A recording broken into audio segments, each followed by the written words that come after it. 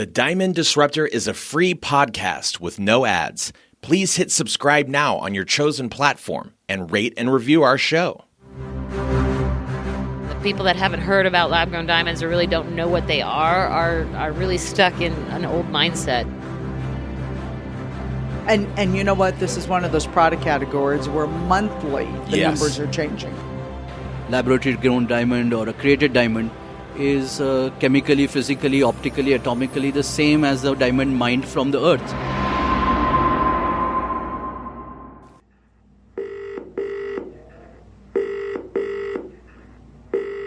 Fab. Okay, so let me just put it on airplane, and I'm just going to turn my email off. And you sound good to me. Fantastic. Okay.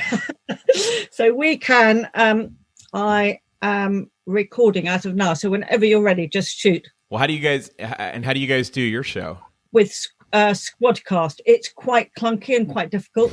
Right. Because other guests, we spent hours going, where do I see the little sign? How do I, you can imagine it's pretty clunky, but we get there in the end.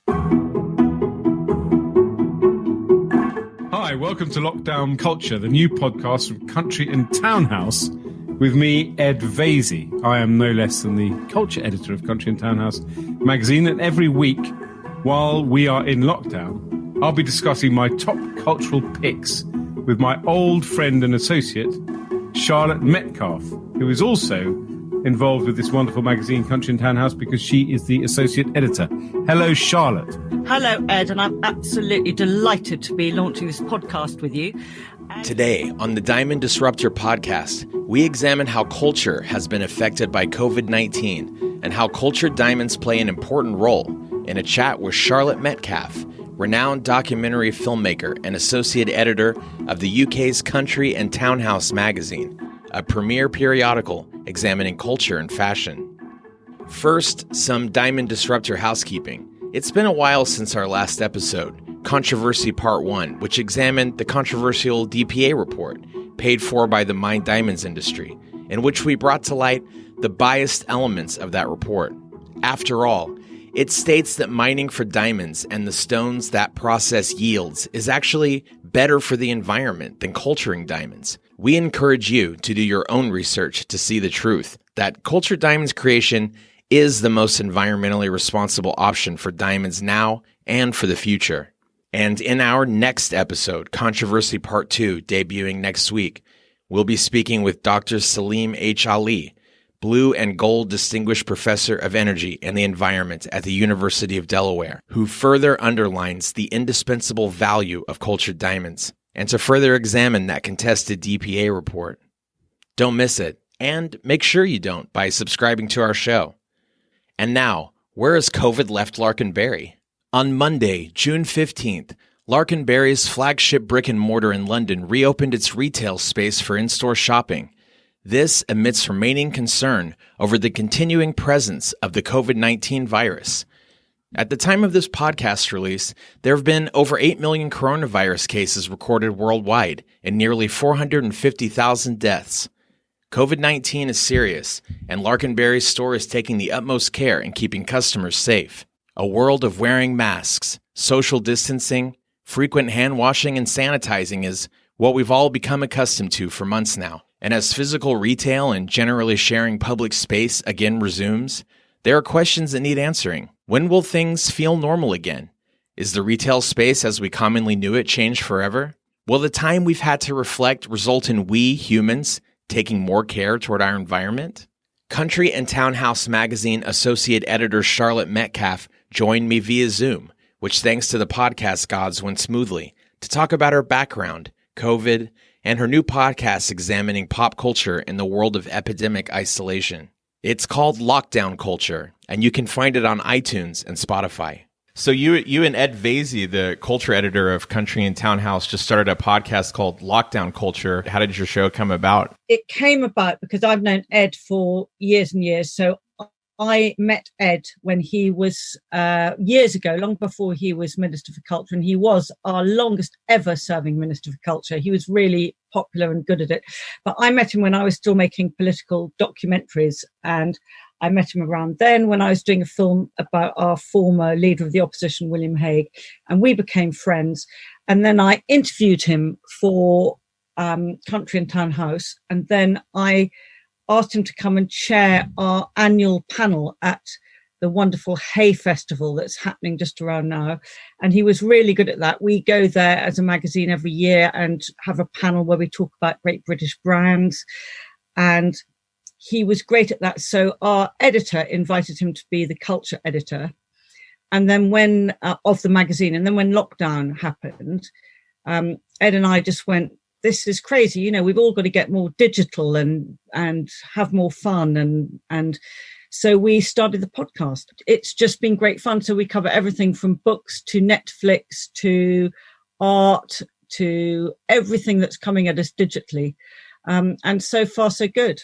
Yeah, and one thing I'm reminded of listening to your show is how much of a theater culture London has versus LA, of course, where I am. And by the sounds of your podcast, you guys are missing being able to go to the theater. And you've touched on the show how there's a program, I guess, going on in London now, right, of live streaming theater shows. Is that how it's working right now? I mean, London has been astonishing the way it stepped up to the plate. I mean, so many theatres, like the National Theatre, has been streaming live once a week because it did National Theatre Live anyway, which was incredibly successful because it filmed everything absolutely beautifully.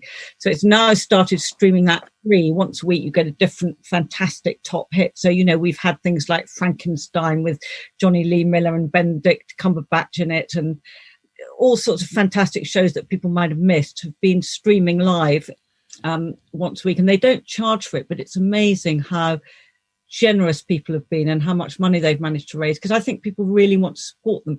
But beyond that, what is really interesting is how much the theatres are becoming creative and inventive. So we've just covered this fantastic show that the Donmar Warehouse did with Diana Quick. This is a one woman show rather, and she recorded it with webcam from her bedroom, and it was only half an hour long, and that was, everyone's been watching that and raving about it. It's called I think it's called something like Your Time Midnight Your Time, and it's about a lonely woman trying to get hold of her daughter in Palestine. So it's incredibly apt for isolation, even though it was written 10 years ago. But things like that are going on. And then now we've got an even more amazing thing. So the English National Opera is coming up with the idea of doing drive-in opera. So you can stay sealed in your car and go, and they'll put a device on your windscreen so you can hear it, and you can go and see some fantastic festival and spectacle. And they're going to launch this at Alexandra Palace in September. So there's a lot of really creative thinking that's coming out of this lockdown that isn't necessarily a bad thing, and in the end will enable more people to see and hear and listen to and experience culture. So it can't all be bad. Charlotte has had such an amazing career, and with Country and Townhouse being so influential in fashion culture, I wanted to ask her how cultured diamonds came into her world. Same as I want to know from many of our guests, as they come from so many different walks of life of retail, science, and cultural influence.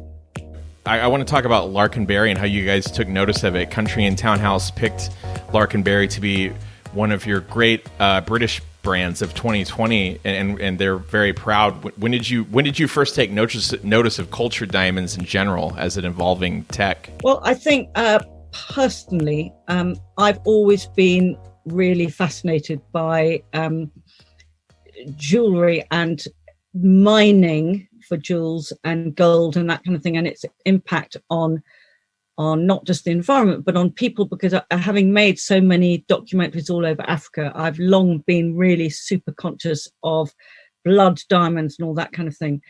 And I remember writing very early on about an initiative called Fonderie 47, where James de Givenchy with another social entrepreneur called Peter Tum, they were getting old assault AK-47 rifles and melting them down and turning them with diamonds and gold into extraordinary bits of jewelry, and actually trying to do that to limit weapons in conflict and that sort of thing. So I think whereas in the past, I think diamonds in particular have had quite a bad reputation for exploiting people and that kind of thing. I think now they can, jewelry can be seen as an enormous force for good. And I think because it's such a luxury and because so much money is involved with it, it can really rally support around what it's doing. And I think cultured diamonds are absolutely fascinating. I mean, the idea you can grow something of such purity and beauty and hardness and endurance in a lab is just quite phenomenal and interesting. And I think as well, one of the reasons we would choose Lark & Berry to be a great British brand, we're quite particular about who we take on. And I think there are three things that are really, really important to us. The first being a brand must know what it is and what it's standing for and must be able to define that purpose very clearly. And I think you do that. You are very clearly a kind of sustainable, cultured diamonds, anti any kind of exploitation or harm to the environment brand. And we like that. And, we also like the fact that, any brand that is able to be resilient and adaptable and survive and flourish even under enormous pressure like now, we're interested in. And of course, the third thing always is absolute non-compromising commitment to excellence and quality, which you are displaying with your cultured diamonds. I want to hear a little bit about your history as a filmmaker and kind of how you ended up gravitating from that to being the editor of the magazine. I've sort of come in a funny full circle, really. I mean, I started off in life in movies and then pop videos. And then when pop videos got too mental, I sort of wanted to do something really different. So I went off to live in Peshawar and went to Afghanistan and stuff, and then spent all those years in Africa. But I was making very, very, very harrowing films about, very gruesome subjects like rape and female genital mutilation and things like that. And very simply, I had daughters. And before I had daughters, I was really tough. I could film almost, and as long as I was looking at something through a camera, I could film almost anything.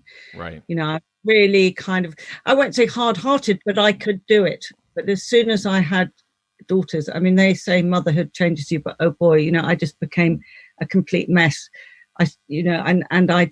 Every child became potentially my child, especially little girls. And of course, a lot of the films I was making were about women's rights and issues that particularly affected children, early marriages and that kind of thing. And I just couldn't take it anymore. I was just becoming too emotional. So I stopped, but I was still very, kind of traumatized by everything I'd seen. So I wrote a book about my time in Africa called Walking Away. And then I thought, oh, maybe I could write now. And then also, I think I've always been drawn to luxury, but partly because I spent so much time in countries where people have absolutely nothing. So I think I've always been kind of attracted to things that are sort of beautifully made, that are very rare, that most people can't get access to. And I was quite sort of interested in all that exclusive world and wondering if there was a way of making it more inclusive rather than exclusive. And it was just became quite interested in the world of luxury and what it was doing with itself and what relevance it had and that kind of thing. And so I just sort of gradually got drawn into the world of writing and magazines and realized there was a lot going on. And so walk me through your coronavirus lockdown experience. You guys were just sort of chugging along with the magazine, and then what was your experience of first hearing about it, and when did you realize, that it was even going on and had come to the UK, and how did you realize that it was going to drastically change the way the magazine operations went? Well, on two levels. On a personal level, I actually went to Nicaragua just before the virus, and my ex, who lives in Greece, in Athens, came over here to look after my 15-year-old daughter while I was away. And of course, Greece, being fantastically efficient, they shut all their airports and borders, so he's still here. Right. And I have two daughters, one's 21 and 15, and poor things, they both had major exams cancelled. Major, the oldest one had her finals at university cancelled, and the younger one had her GCSEs cancelled. So they're a bit miserable. And that was when, it hasn't really impacted me all that much. I'm quite happy to sit at home and write and speak to people. And that's kind of what I do for a living anyway. But for them, I think it's been tough. But for the magazine, in a way, it's been quite good for us because we've really had to look at our digital offering, and that is the way all magazines are going anyway. While we all love print, they've got to raise their game digitally or they're not going to last. So in many ways, it's really forced us to look at that and start thinking more creatively about podcasting and that kind of thing. So I think at the end of all this, we'll see it as quite a fruitful and creative period. Before Charlotte and I had to part ways, I wanted her final thoughts for the time being on where the planet stands now and where it might or should head, as we've all had some time during this lockdown culture, as it were, to reflect on things like climate change, to see what the world looks like to a degree,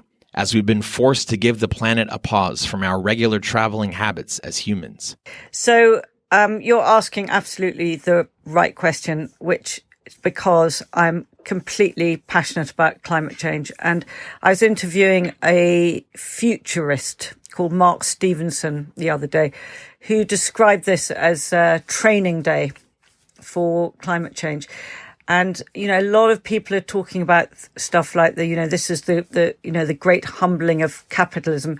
I mean, what I do think is that we have so neglected to invest in what really matters about this planet, sustainability and saving all the things that make this planet so precious and beautiful, and everything from tourism to commerce really has, in the last, century or so, I suppose everything post-war has been so obsessed with profit and building all that up and boosting the economy. And actually, we really do need to get back to what matters. And I think what's interesting about coming full circle back to brands is brands that are not looking after the planet and not in any way, and brands that are in any way harming people or the environment are simply not going to last. I think there's an enormous swing